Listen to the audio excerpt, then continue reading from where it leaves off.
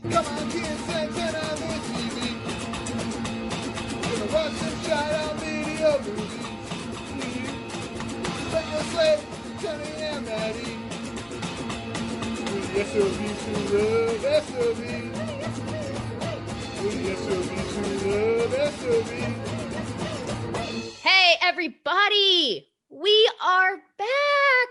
It is the SOBs who love SOV, and we were on a short hiatus.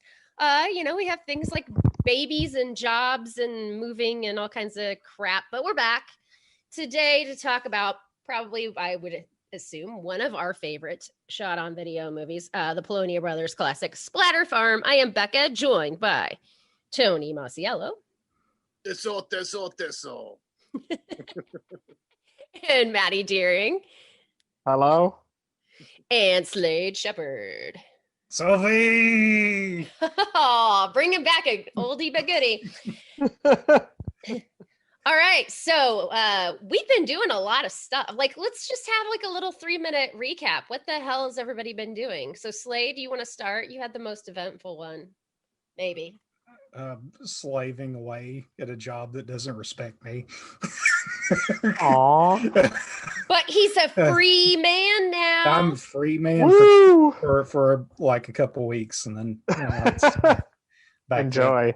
Yes. I literally haven't. I probably watched 5 movies in the last couple months, and it's been fucking awful as a cinephile. I just look at my movies and I'm like, I don't.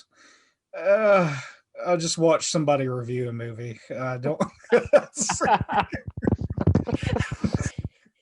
You're like, I just want the cliff notes. I got too many other things to do. This is too much fucking effort. Stop. Just let get some kind of enjoyment out of it.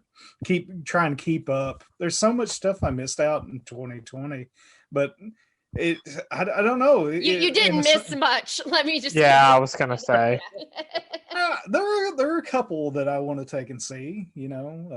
There's like the Hunter x Hunter that looks pretty good, and a few other movies. But there's not been a lot of activity, which is really bumming me out. Hopefully this year will be a good change for all of us, and it'll be a good change for the industry to take and put some stuff forward. When they delayed Dune, I just died inside, and I was just like, fuck it, fuck the movie industry. Yeah. I personally went into this, very early on in the lockdown, I went into this weird cocoon of comfort movies. And I have not wanted to watch very many new movies for the last year.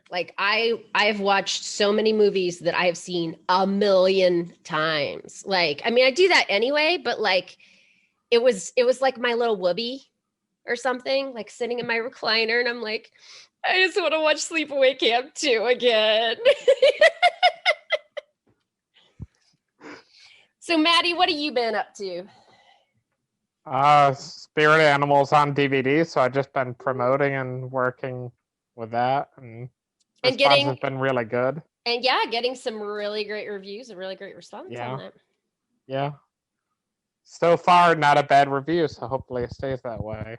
Well, it'll never stay that way forever, but No, we'll you know what? We'll whack there them. has to be a hater eventually. Yeah, because as your girl Taylor says, the hater's gonna hate. Exactly. And yes, I see your Taylor Swift behind you. My T Swift pillow. Uh-huh.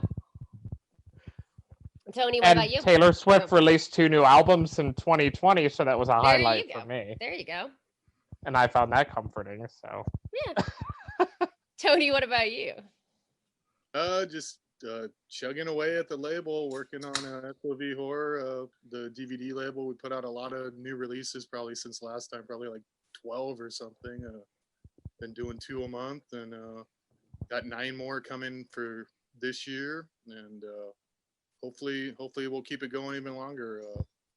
I guess gosh, shit, I'm so out of it, sorry.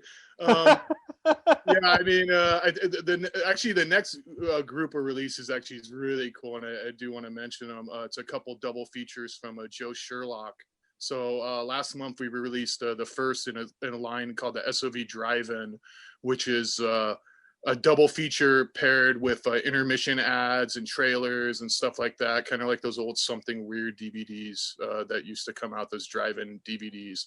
So kind of a similar thing. And Joe Sherlock's work, if you haven't seen his early work, it completely lends itself to this style. You know, he has it's kind of like a cheesy sci-fi kind of horror comedies. They're a lot of fun. I'm a huge fan. And so we got 2 more volumes of those coming out with Monster in the Garage and Zombie Love Slave, as well as Dimension of Blood and We Need Earth Women. So yeah, just chugging away at releases, guys. Go to sovhorror.com and please buy some movies so we can keep doing it.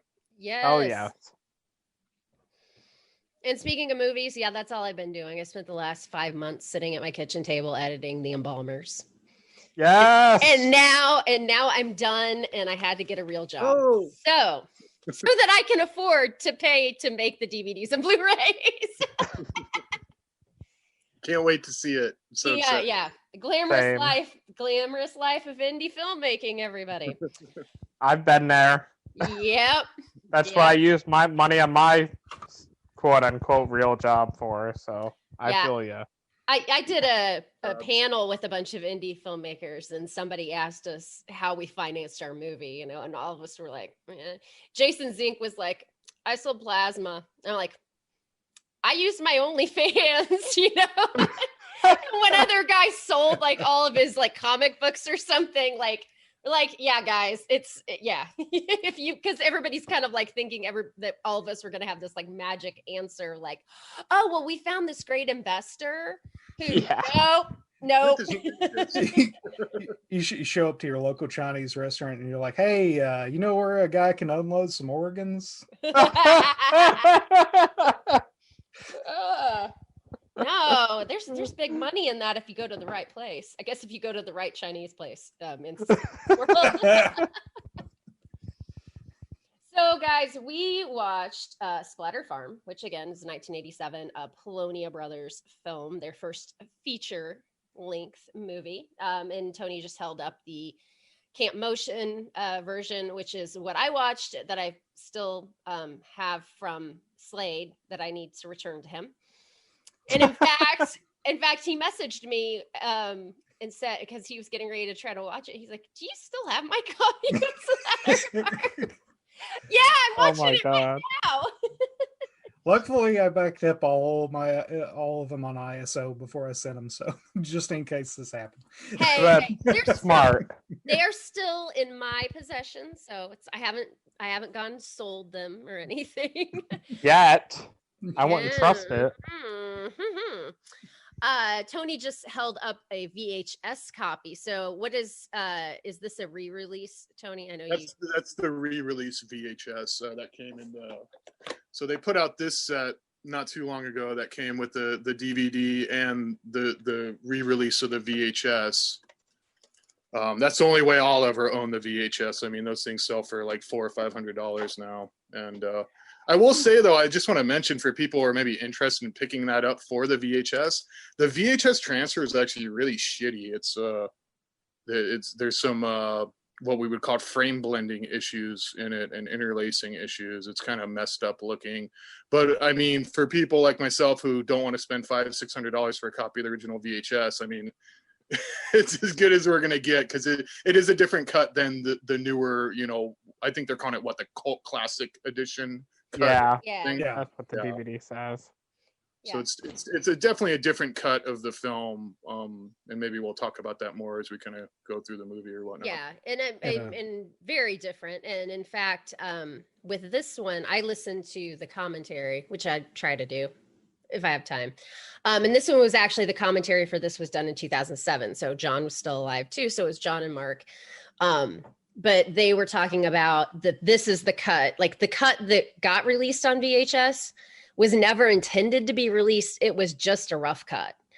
And then somebody released it. And so this is more of what they wanted it to be, which I think is fine. We've had this debate before. Like, do we think that, like, you know, do we like it when they do these recuts or whatever?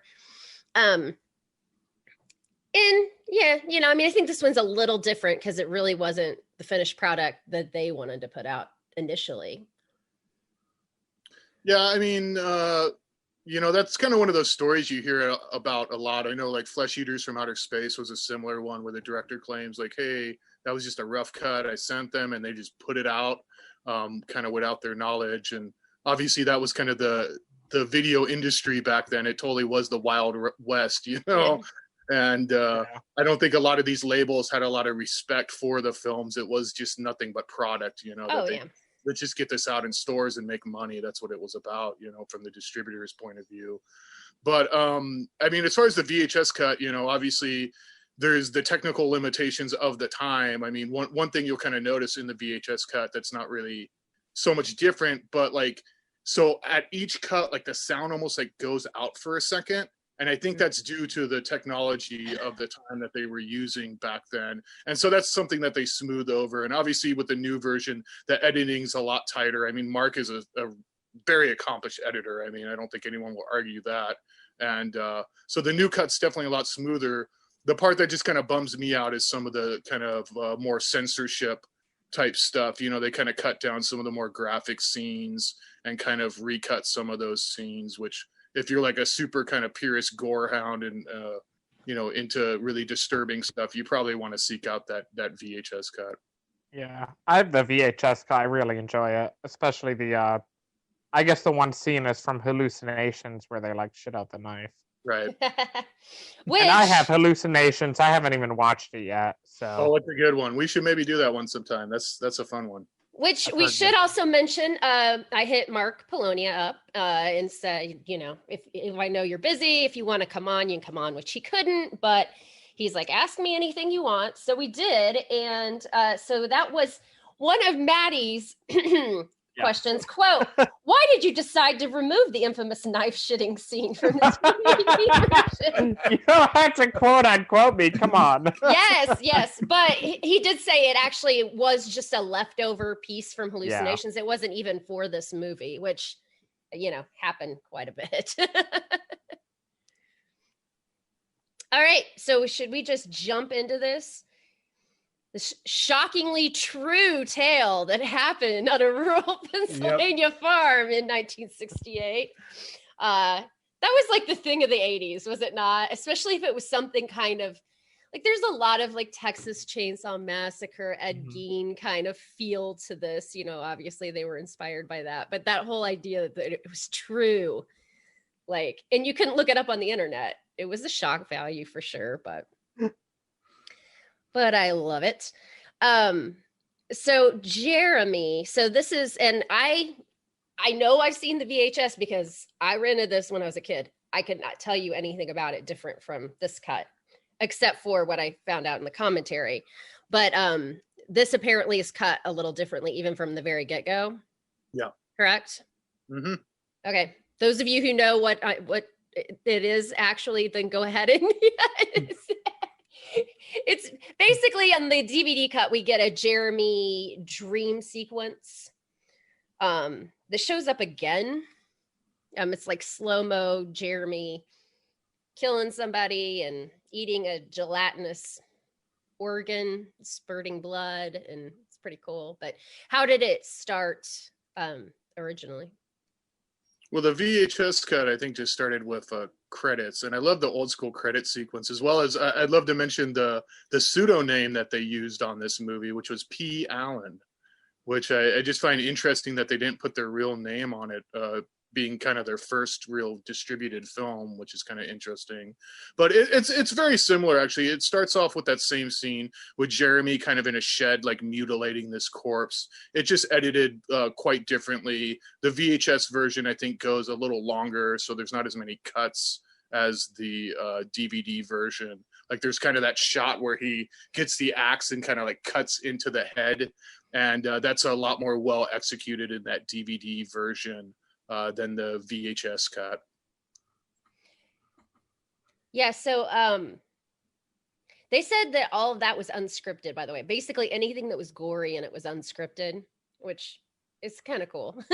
But well, I mean, with the title like Splatter Farm, I expect for them to get to the gore like quickly and just There's not disappoint in that arena whatsoever. You know? Yeah, Not at yeah. all. No, not at all. And it stays consistent throughout. It doesn't peter out like halfway through. Right. Yeah, I think that they just went balls to the wall with literally every thing that they could ever think of to take and put into this film, just to try their best to take and get some distribution from it, and obviously worked, and probably was a significant factor in taking and kickstarting, what we think is the style of SOV horror going forward. And in fact, I'm just going to read this quote from Mark. It was kind of his, in response to, their porn stashes and bushy hair. But I said, that makes the movie. He said, yes, to a degree, we were pretty lanky and homely back then, but I guess it was a sign of the times. I'd like to think I'd gotten better looking with age, but who knows? Haha. We all had very fun memories making Splatter Farm. It's almost like we knew we already accomplished what we set out to do, make a cult classic and start our career. So, yeah. And that's what they did. Right. Definitely. Now it is sad and unfortunate that of the 4 people in this movie or surrounding this movie, 3 of them have passed away.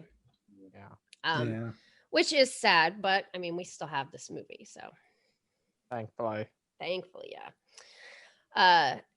So we cut to, now we've got the twins. So John is playing Joseph. You didn't mention though what Jeremy does after. That's what I was about to say. yeah. I'm not desensitized, guys. The hand job. Yeah. Quite literally. Yeah. And that's what I love about this movie is really just about every gore sequence. It always like pushes it further. So it's like it goes to like a level and you go, wow, that's gross and whatever. And then they go, oh no, we're gonna make it even funnier. Yeah, you wonder about these young boys, like you're like, you came up with that shit, And they were what, 17? 17, yeah. So it's the same thing I said to Tim Ritter. When I found out he was like a teenager when he made Killing Spree, I was like, what did somebody do to you?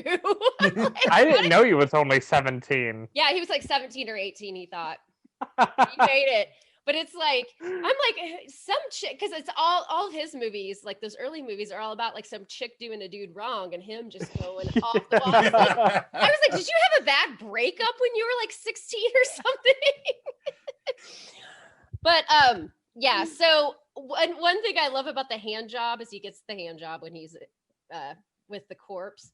But when he goes to get lemonade from Aunt Lacey, his zipper is just still down and open. And really, most of the gore in this, now that I think about it, most of the gore did have a sexual component to it, didn't it? Sure. There might be a Good couple. Yeah. Like, Well, Jeremy's obviously very sexually charged killer for sure. I mean, just about everyone he kills, there's kind of almost a sexual component to it. Even like later in the movie where he's just licking like a neck stump, it's still very sexual, even though he's not, directly stimulating his organs, so to speak.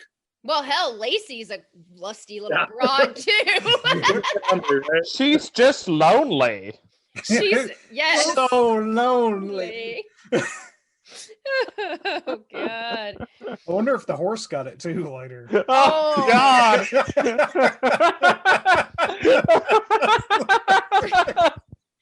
That's what I have written here in big letters. I'm like, not the horse.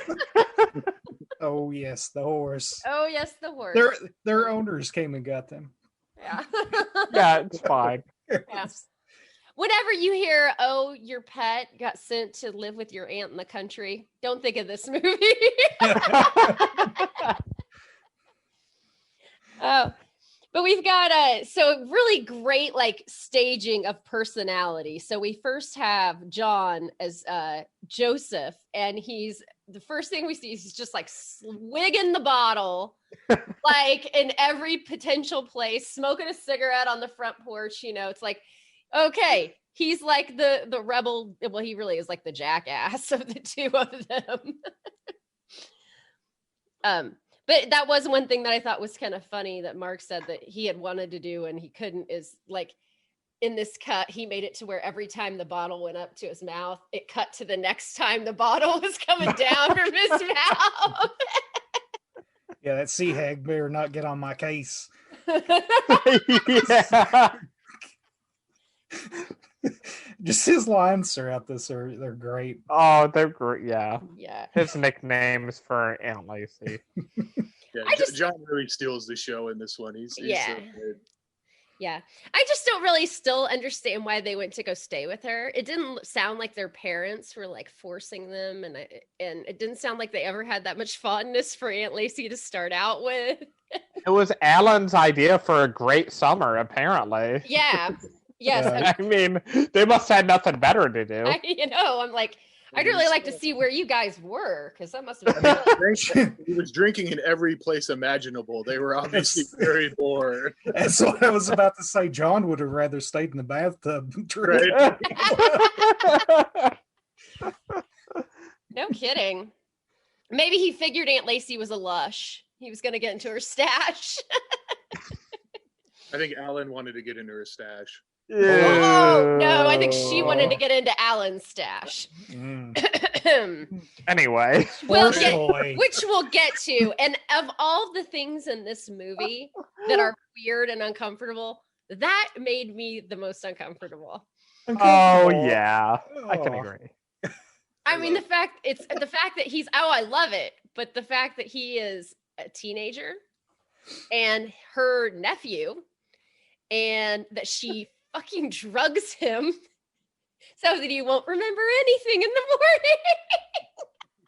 Love knows no boundaries. Oh my god! I love that nice close-up shot on his crotch when she's staring at him on the couch. And his Velcro shoe, like they do that several times. Like she's really into the Velcro tennis shoes.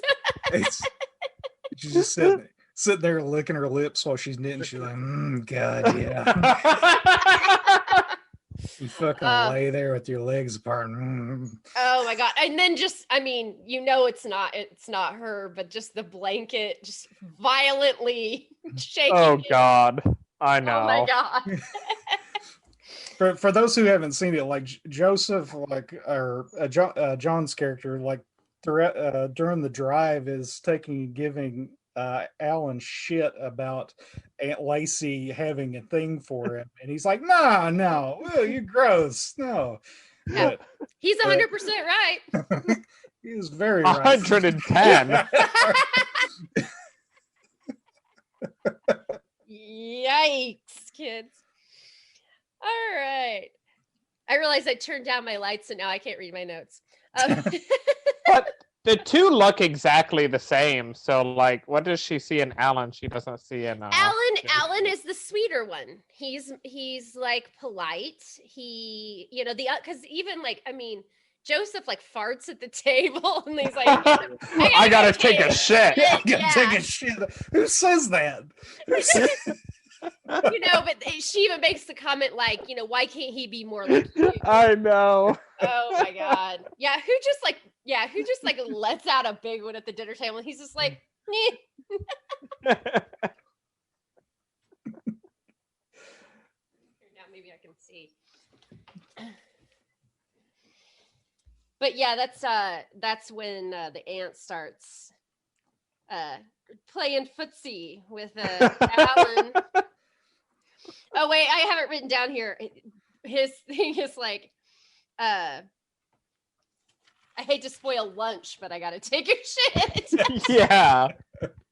But before that, even when they're in the car, I think they're like, "Oh, we're almost there." And he's like, "Good, I gotta take a shit." Shit, yeah. Like so basically, we set out that he's the jerk with IBS. I think that's foreshadowing to a later point. I'm surprised anybody can eat anything on this farm, because with all the fucking cadavers and body parts lying around, this place must smell like shit. Yeah, I would think so. Well, and he took a shit. That just adds to it. So. He's got body parts lying around all in the barn, like come on. Well, I'm hell, in the there's basement. like a weird fetus thing in the medicine cabinet. I mean, I Look at mummified cat. It's just like, oh, this is a good place to put it. and the lack of surprise by this was really. I'm just gonna pick it up. I'm gonna look at it and be like, yeah, crazy kooky Aunt Lacey. Throw it back. Who cares? The weird family. Yes, very odd. Okay, so this is this part that Tony had just talked about. So there's a guy chopping wood in the woods. And this is where we get the cool decap. Wood with a pick hammer or something. Yeah, not using the right tool, and like it's like just little pieces of wood, like little tiny, like I don't know what kind of fire he's gonna start with it. There's gold on that farm. I'll find it. Oh. Now, I will say, so there is a sequel that came out this past year, Return to Splatter Farm. And Maddie and I both watched it. The boys did not have time to watch it. And so we'll probably kind of talk about it a little bit as we talk about this movie. But that is one kind of homage that they did put in, is there is like the wood cutting guy. There is a kill like similarly framed in Return to Splatter Farm. Written by Jeff Kirkendall, friend of the show. So, yeah. So we'll kind of just cut in with a little bit of stuff there. All right. So yeah, we get that decap, and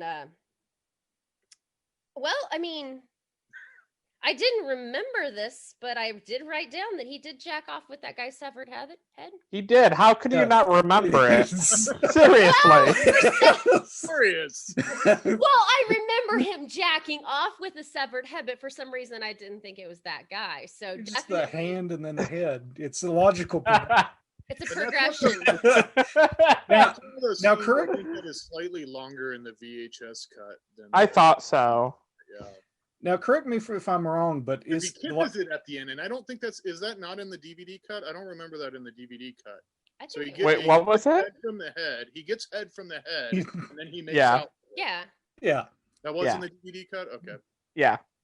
Now, correct me if I'm wrong, but like that's the first instance of that I can ever remember of ever seeing that in a film. Like I've seen it in movies past, but did they set the bar for that? Was that the? I mean, what year did Necromantic come out? Oh, yeah, after this, I think. Yeah. It was the first time for sure. Maybe not a head getting head, but definitely snowballing afterwards. Well, Necromantic came out the same year, so. Oh. Yeah. So you really can't say one or the other would have come first on that. I'm still trying to think, because I feel like there's something from like the 70s, like something really early. I feel like there's something else too. It's not hitting me right now, but. York's movies are pretty wild. I loved Der Toad's King. That's like my favorite of his. He's one of my top 5 favorite directors, probably. I'm a huge fan. Yeah, me too. Necromantic poster in my living room, so. Uh-oh. Necromantic on one wall, Taylor Swift on the other. You're a well-rounded woman. Thank you. All you have to do is play the music, and you know if somebody's seen the movie or not. You just yep. You know. Well, that piano score, I could see Taylor Swift, maybe doing. Maybe you should do some mashups, Maddie. Oh, yes. I'm really tempted now. Definitely. God. So as Jeremy puts a head in the bag and runs into Alan, and there's clearly nothing in the bag. The bag has no weight, nothing to it. And what comes out of it, he like sees it's like this. Well, they said it's ketchup and barbecue sauce is what it really was. But, really? Because it was really thick. I was like, what the fuck? Yeah. It wasn't very drippy, But Somebody's eating too many fucking hamburgers. well, you know what? He has grown up with Joseph, and he probably has shit in a bag a couple times, so he's probably not.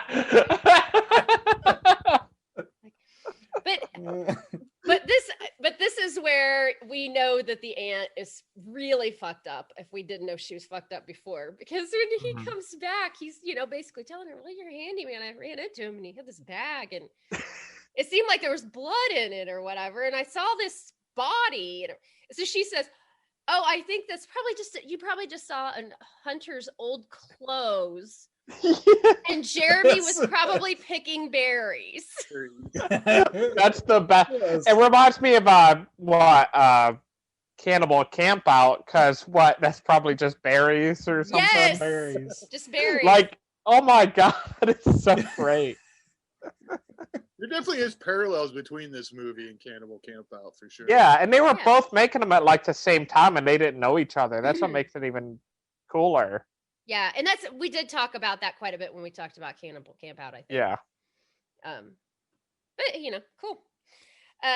We have the dream sequence again. And I put paranoid Polonia because it took me a while to figure out what their names were. Like it was like Niagara Falls dude. He was like the paranoid one, and then I had Pinky, and then I figured out their names. I kind of did the same thing, so. Yeah, I was like, come on, can one of you address the other?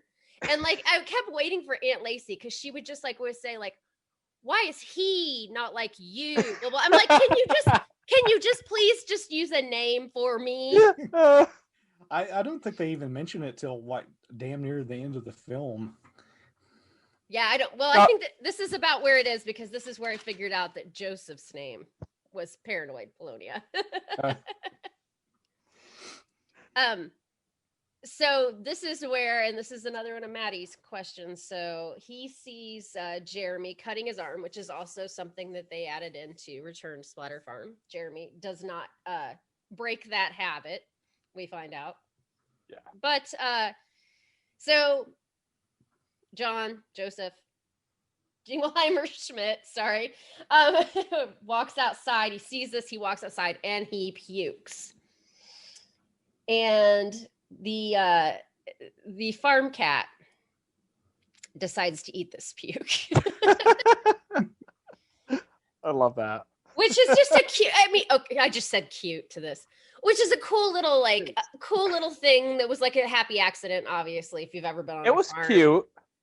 Yeah, because you knew the cat wasn't going to have any, well, you would assume the actual cat was not going to have any problems. I was a little worried there for a second about Fluffball. But, if you've ever been on a farm, cats just run around and they'll eat anything and they do whatever, so. Yes. There's some good chunks in that puke, too. Yes. So, A lot of corn, I think. Well, so we are told the cat eating the puke was accidental. It was some kind of veggie soup that they used. But in the commentary, John did say that whatever it was really rancid. And so he puked, he threw up whatever it was they gave him, like spit it out. But like whatever it was so rancid that the second wave was actually puke. Oh, God. No, I didn't know that. Yeah. So it was something that was like really rotten or something. So I'm sensing that Mark is downplaying it by saying it was veggie soup there. Because I'm like, y'all said something different in the commentary there, buddy. We use cream of mushroom soup for puke and spirit animal, so. Yep. And it's one of the smells. I want to know if John Deere was made aware of this. I wondered the same thing, actually. It's so apparent in the movie. Yes. Well, Jeremy is like practically a John Deere spokesman,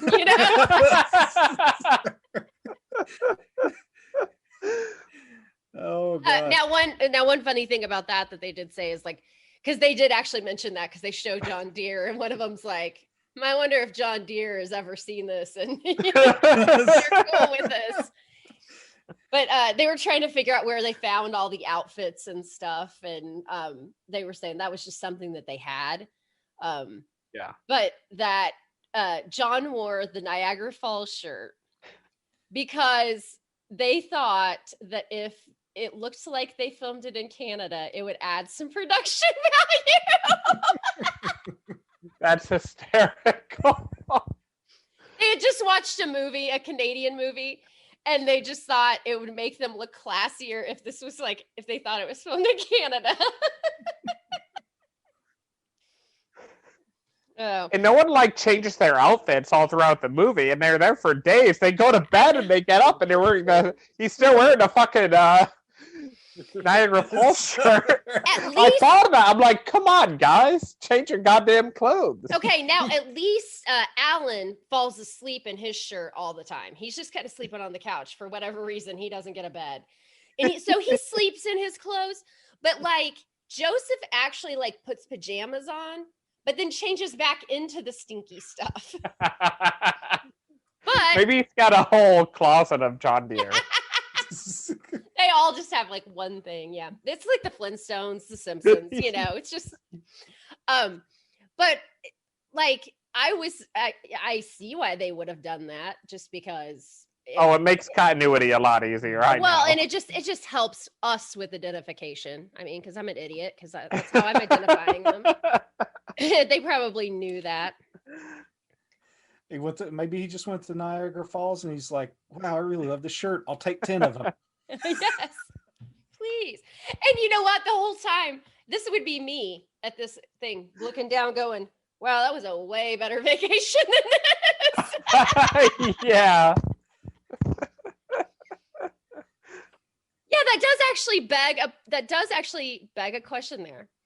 Like, they would have gone to Niagara Falls, which would have been a far better destination. So this is the contrast. What was it like last summer? Their parents paid way too much money for their vacation. So this summer they have to go to Aunt Lacey's psycho farm. She's so lonely, though. Oh, that's where we're getting. Oh my God. So this is really, I mean, this is super sick. It really is sick. But so they talked about Uncle Ray, if he'd still be alive, blah, blah, blah. He'd never approve of Jeremy or whatever. And then we see Uncle Ray decomposed with an axe wound in the head. Oh, and Aunt Lacey, she still can't let go of his, well... I'm just gonna stop there. I have in my notes that stop Lacey. His dick is literally dust. Just Like, stop. how many times has she rooted around in there, you know, for it just to literally be like a pile of dust? I love that corpse dressed up. But it seems like she takes and puts new shirts on him every so often. It's sweet. Yeah, that's you know, very that's like one way to put it. Yeah, well, it is a very like, you know, kind of psycho Ed Gein, Texas Chainsaw, Unhinged, all those, you know, kind of a throwback to all those things. But then she tells him, "Well, you'd be proud of him." and keep in mind, she is not an actress; she is Todd's grandma, right? So she's delivering lines, but yeah. You'd be so proud of him, even though he did kill you with an axe. And all I gotta say is, like, how cool is Todd's freaking grandma? I know, right? You know, like, whose grandma is gonna do all the shit that she does in this Oh movie? my I mean, God, I know. it's bonkers what she does in this film. I can just... I mean, SOV Lifetime Achievement Award to her. I mean, I can just see her reading the script. She's like, okay, all right, yeah, I'm aware. Oh, and then, okay, so I'm starting to put something in his drink, and then, oh. What? What is this? Oh, God. We'll get to that.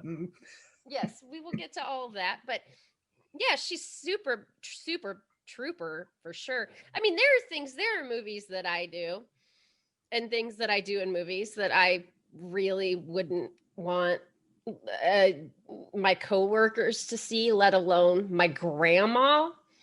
And so I can't imagine that, like, it was just like, oh, that's okay, boys, come here, let me make you a cup of tea, and you can sit here and talk about, when you're gonna shove your hand up his ass, okay?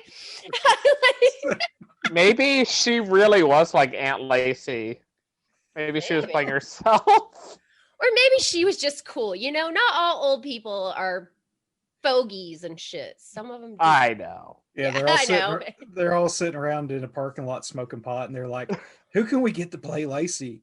I know, my grandma. She's cool as shit, man. I mean, though, without her in that role, though, and without that character, I mean, I don't think this movie wouldn't be half as disturbing as it is. And I mean, definitely. One of the great selling points of this film is kind of how disturbing and all the incest stuff and all that kind of going in the plot. I mean, it's definitely part of the magic of this film for sure. It wouldn't be the same without it. And I think it's better that she isn't an actress. I mean, it does seem a little more natural, and like the fact that she is kind of just reciting lines really adds to the whole, like, the weird facade of the character, as opposed to you just being like, oh, it's a bad actor kind of thing. Definitely. I think she did amazing in the movie. Yeah. I love it. I do too. Slade, were you about ready to say something? No, I was just saying, yeah. Yeah. So yeah, she's so lonely. So this is where shit starts going down. The brothers find a bloody boot in the barn. Say that 10 times fast. And of course, they try to call somebody, and the phone line is down. And they're in the middle of nowhere, and then suddenly their car was taken back to the rental place. Their not new car taken back to the rental place. They don't have a ride to get out. He did explain that, like, they shot the first part and then that car died. And like, it was just totally dead. Or they shot the Mustang that was, when they were like cleaning off the Mustang, that car totally died. And then they got a new car, and they needed to do all those moving shots. So they were just like, well, we'll just figure out a way to ride it in. Yeah. Took it back to the rental place. Well, one thing about those particular shots when they're taking around the car and they're like, shit, we can't get out of here. I guess we're stuck. And then you can see in the background their other house. And it's just like, go to the neighbors.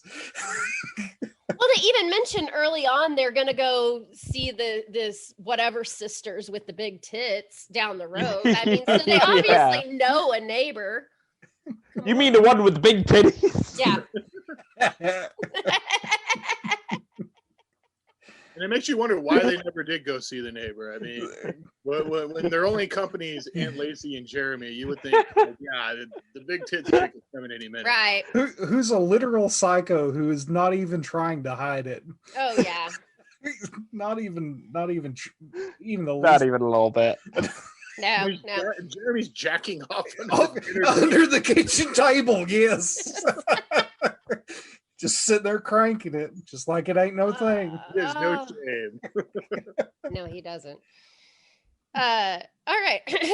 So Joseph wants to leave like a sane person, but Alan, he's worried about Aunt Lacey.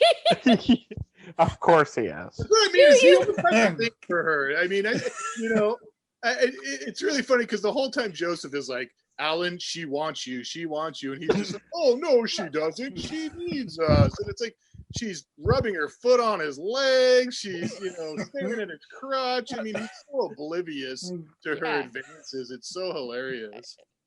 Yeah, like I mean, she's being about as blatant as you can be. Like, even if like Alan wanted it. I think Alan liked it. I think you're right. Maybe. Yeah, he was very defensive of her, afraid that she was going to get hurt. And then I have on here, so then, he's, so Joseph walks out and he finds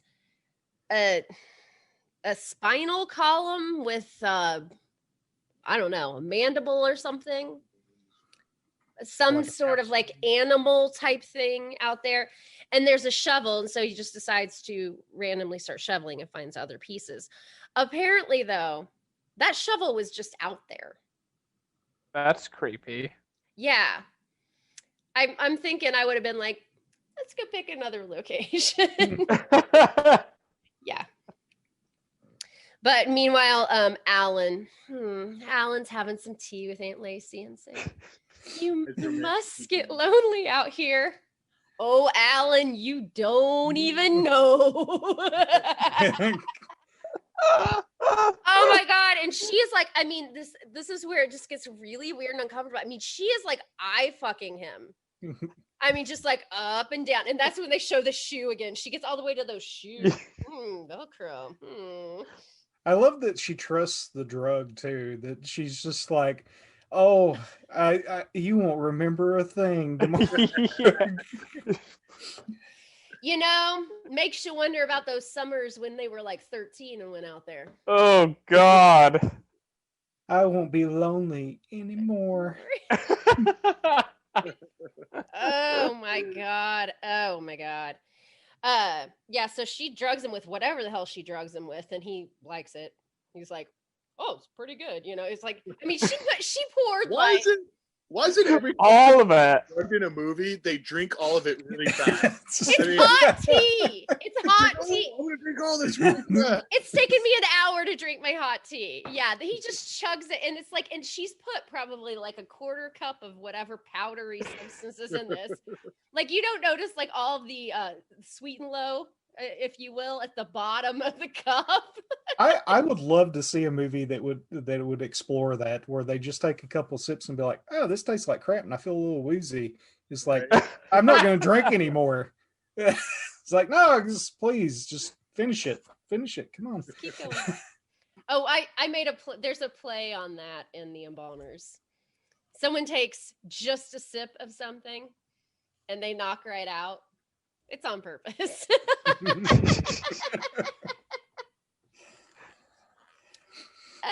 Okay. Yeah. So yeah, you won't remember a thing in the morning. We get the cut to the blanket, and I have Alan being ridden hardcore. Of course, he's not. But it's I laughed so hard the first time I watched this, with just seeing the blanket just like jumping up and down. It looks like two dogs fighting under a blanket or something. Yeah. And I mean, did she bathe him the next morning? Like he didn't smell like musty sex after? I don't want to know. All right. Oh man, oh man. I got a feeling Alan kind of liked it. Mm-hmm. I think Tony's right about this. I think I'm starting to come along to that. Yeah. Yeah. But this is where I think he starts realizing something's kind of weird, and Finally. yeah, right. It took you that long. He's just like, my balls are sore. I think something's going on, you know. But so he says that he thinks I guess we're stuck here. And this is where Joseph goes on his hero arc. And he's like, no, I can help it, you know. And so they're gonna go snoop around, but as you often do in a horror movie, you make a pact with someone that, hey, we're going to get up and we're going to go together and we're going to go sneak around. You get up and you look at your brother lovingly. He's sleeping. You just put the blanket on and you go by yourself, of course, to the barn of horrors. Like, where Joseph would never come back from. Oh, God. That's that shitting, that foreshadowing I was talking about earlier is coming up here. Yeah. And you know, I am all for like bad poop jokes and potty jokes and stuff like that. I did not get that until you said it just now. I just thought they wanted to show that he was like really disrespectful, but I guess this is when the movie takes a really mean turn. Like this is the barn scene is just, it goes from kind of being a little slapsticky to just plain What the mean. fuck? Yeah, I mean, I- so far we haven't known any of the people who got killed. They haven't been characters that we've actually known. And it's been goofy, and like, I mean, he's just been masturbating with all of them. So now we have like a live person that we've gotten to know, and now they're in peril. Yeah, I mean, and it's really like a very sadistic. And John sells it. I mean, with the faces of torture he makes during that scene, it's And I love that they didn't go with any sound effects or dialogue. They just had that droning music in the background. Yeah. Hearing it really took and amplified the whole scene. Mm-hmm. And that scene is, ooh, Lord.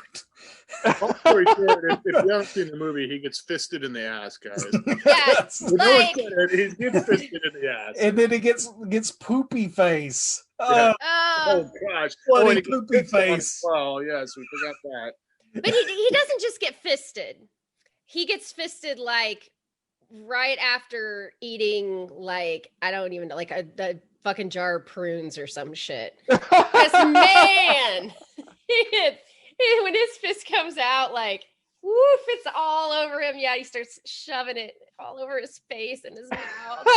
That is just fucking sadistic. I mean, it was like, we all know it's just chocolate, but it's sadistic as shit. And it's cut very effectively. I mean, it's a very effective scene. I mean, like I said, John sells it. I mean, you definitely like, yeah, it's definitely probably one of the more disturbing scenes of the film for sure. Mm-hmm. Yeah. Oh yeah.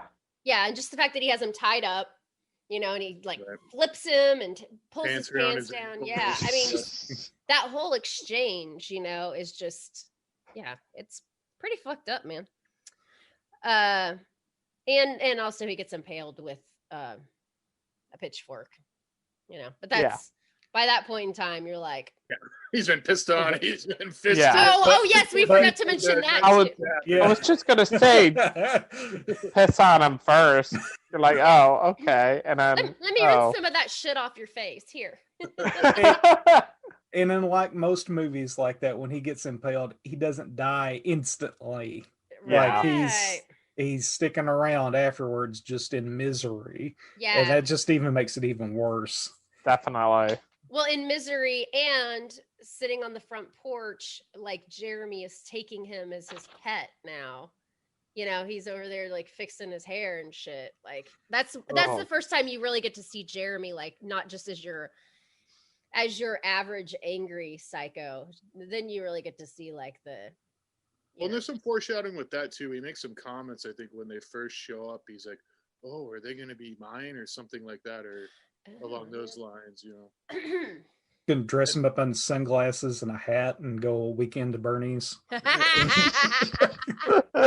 I want to mention too, the VHS cut of that scene is a lot more graphic than the DVD cut. I'll just leave it at that. Yeah, and there are reasons. I mean, not just for the graphic thing. There are reasons, but we won't discuss them. But yeah, it was a different time, folks, and it was, you know, independent and all that jazz. I'm the man of the house now. Oh my god. So she wakes up and Ray's corpse is in bed with her. Apparently she really was asleep and they put that in her bed and that's her really waking up. Are you serious? She was great. pissed off at them. Great. Yeah. That's fucking amazing. Boy, to get a genuine reaction. Mm-hmm. Go to the Ridley Scott School of Directing. Yeah. There you go. Kudos to you boys. You know, of course, if they would have given Grandma a heart attack, you know, then the story would be way different. God. Oof. So through all of this, though, so I mean, she gets up, and, you know, he's out in the shed or the barn or whatever, and I mean, there's screaming, obviously, and then they're on the front porch, which we've already established is right by the living room, which the whole time Alan is just sleeping right there, and he doesn't wake up for any of this. He was drugged. I want to say that there's a missed opportunity when she comes out and sees them sitting there that he could still have his hand up his ass and be playing him like a puppet.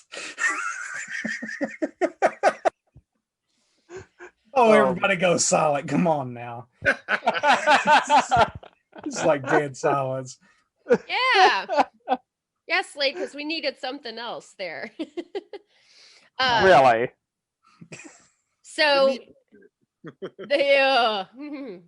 so yeah, so Aunt Lacey's pissed off and let's go get some shovels and let's go bury him.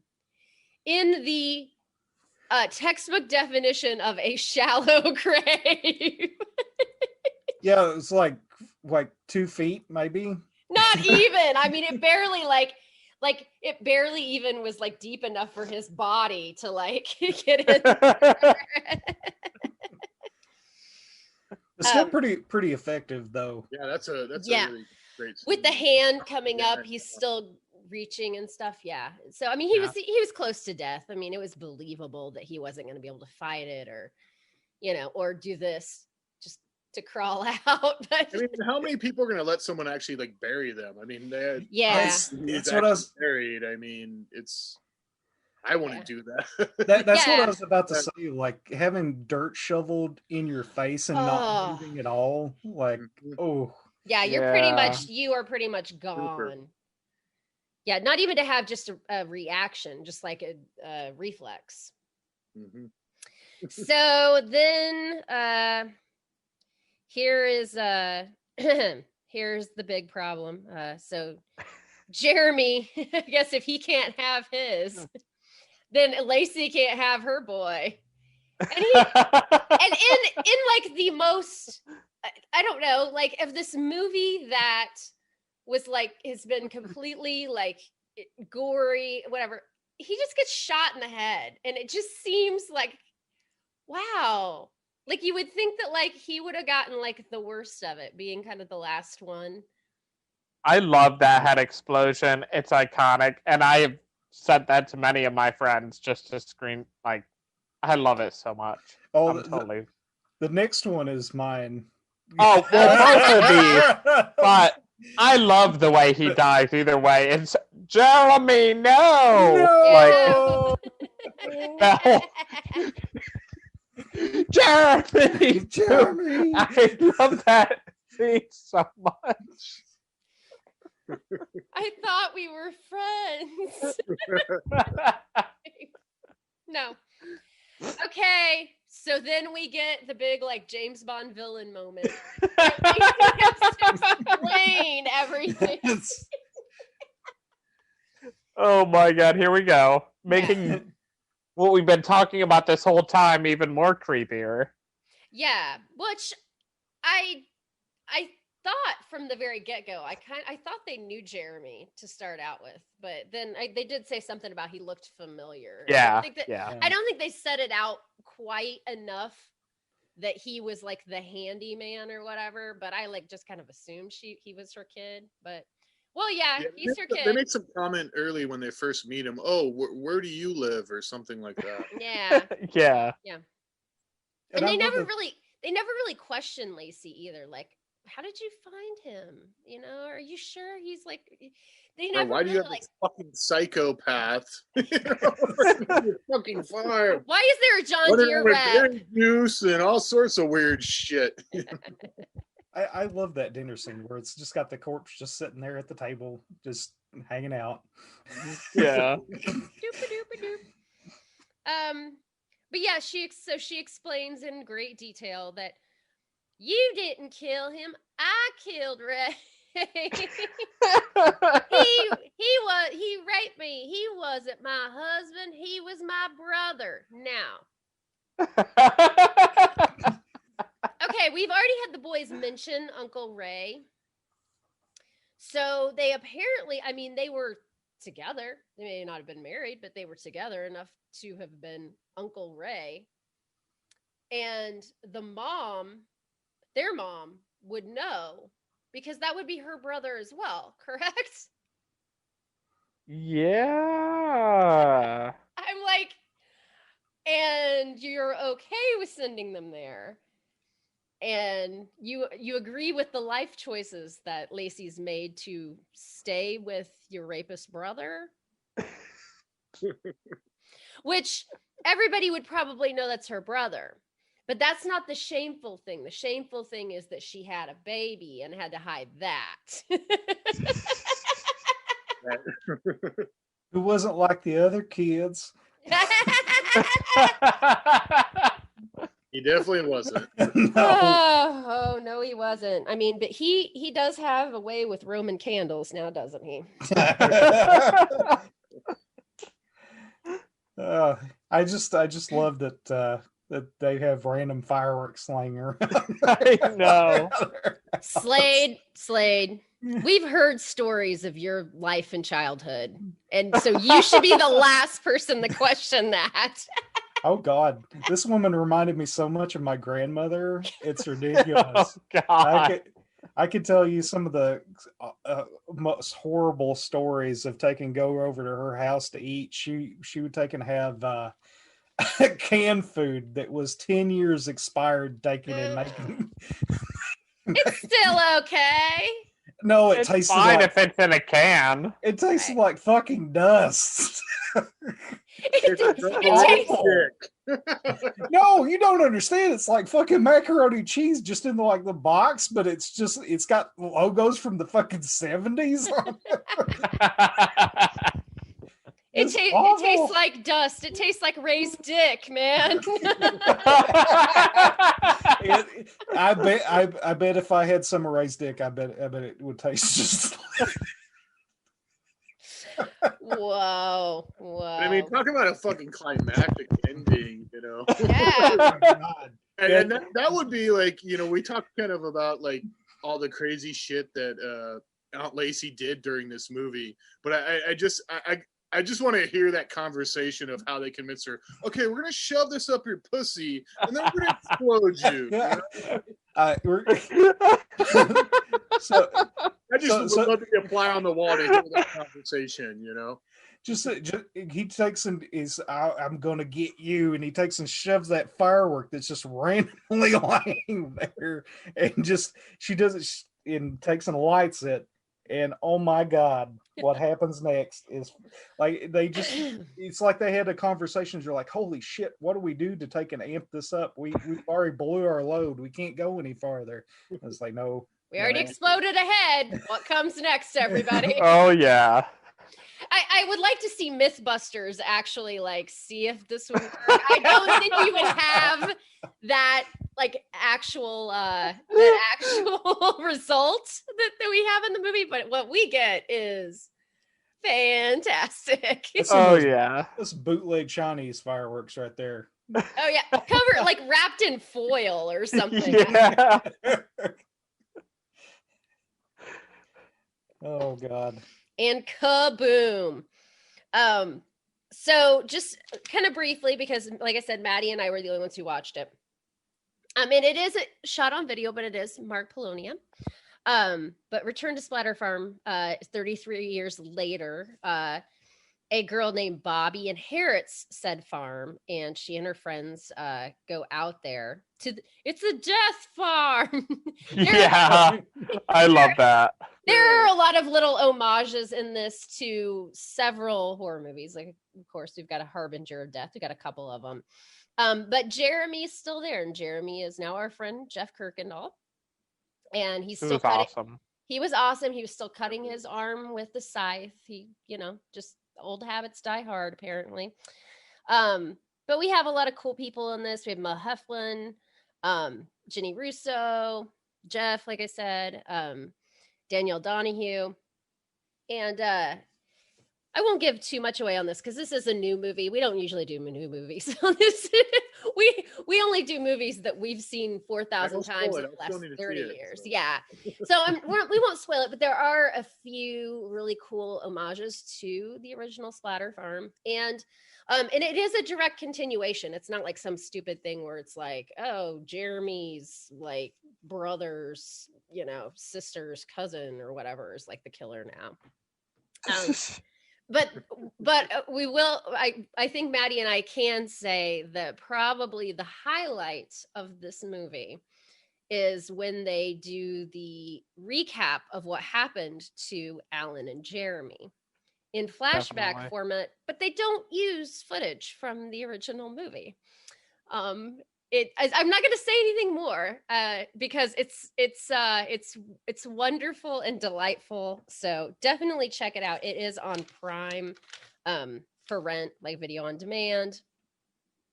There's a Niagara Falls shirt. I just want to add. I love that homage. Oh yeah, the in the flashback, yeah, I'm not even going to say anything more. No, don't say anything more. Yeah. I just want to mention that. I knew nothing about it, and then when I saw it, I was dying. But yeah, definitely check that one out too. So guys, it's been so long, Tony. What's our rating system? Like, don't just remind the folks at home. I don't even remember. So we'll work down to up. So 0 or turkey is like, this is the worst shit ever.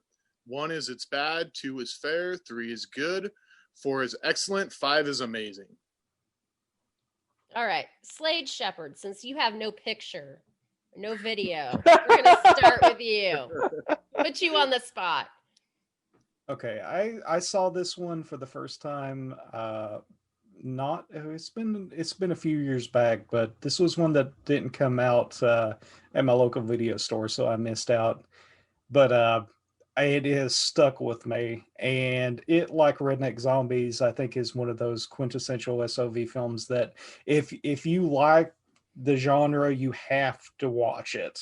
And just on that, just the editing, the creepy score, the acting is actually really solid in it, I thought. I mean, especially considering that these guys were so young when they made it, and the gore effects, just everything about it just screams, if you haven't seen it, you like SOV, watch this film. So it's easily a 5.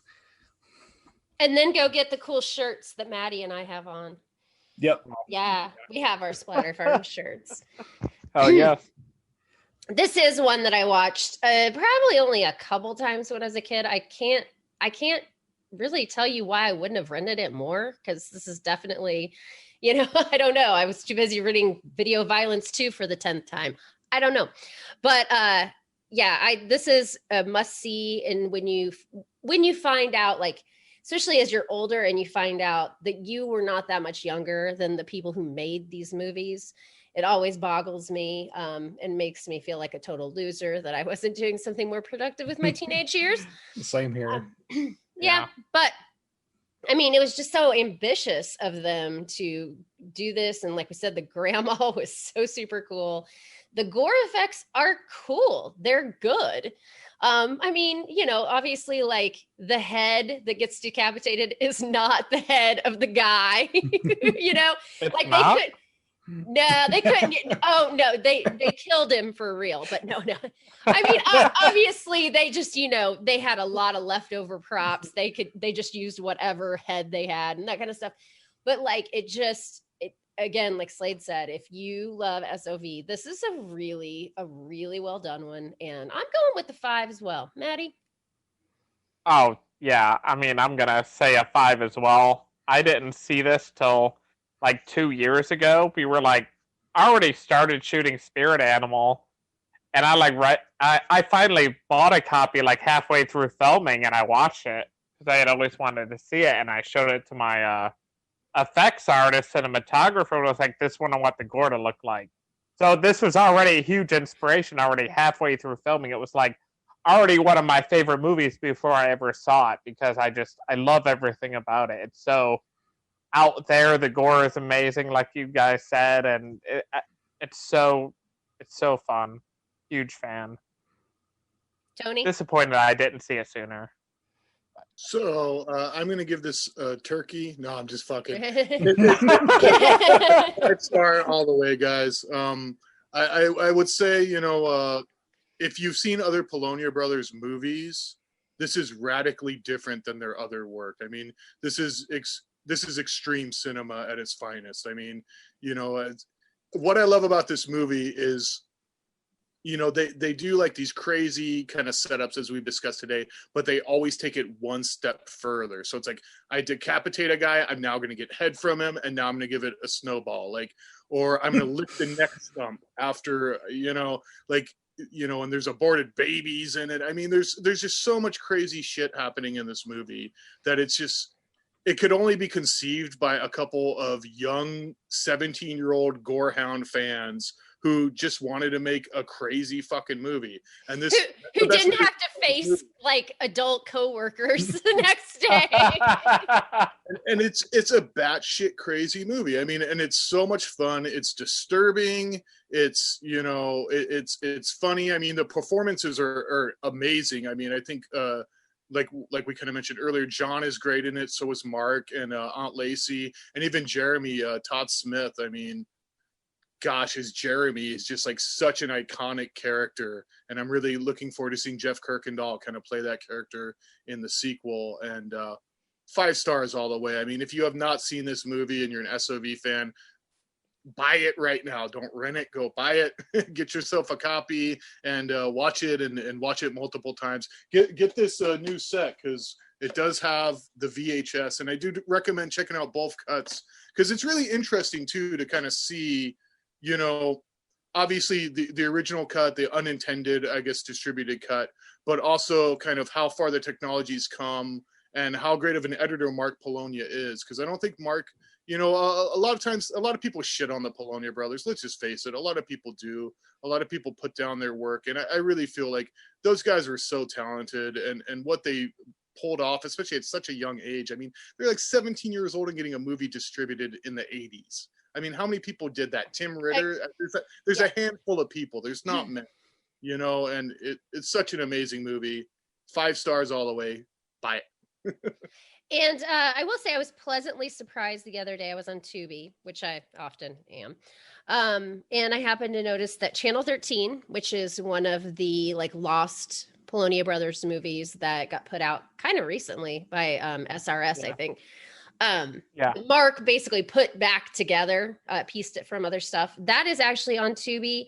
And I watched another one that he pieced together that he didn't really have a whole lot of to work with. Nightmare Vacation is on there too. And I just noticed there's another one of the, I'm assuming one of these lost ones. I have not seen this, called Bad Magic.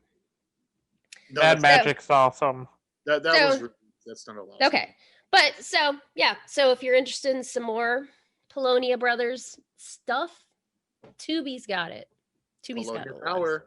That's right. Polonia Power. And a lot of Mark's newer movies. Mark is still a filmmaker. Cranking them out, yeah. Yep. Yeah. All right, guys. Well, I guess we'll be back. We promise. It's not going to be another 2.5 months or however the hell long it was. Longer, I think. Like 4 months at least. It was long enough to where we had a theme song, used it one time, and then nobody remembered that we had used our theme song. So, which is awesome. Yes, it is, which you already heard at the beginning of this, I'm sure. But all right, guys. Well, we will see you next time. Bye. Bye. Bye.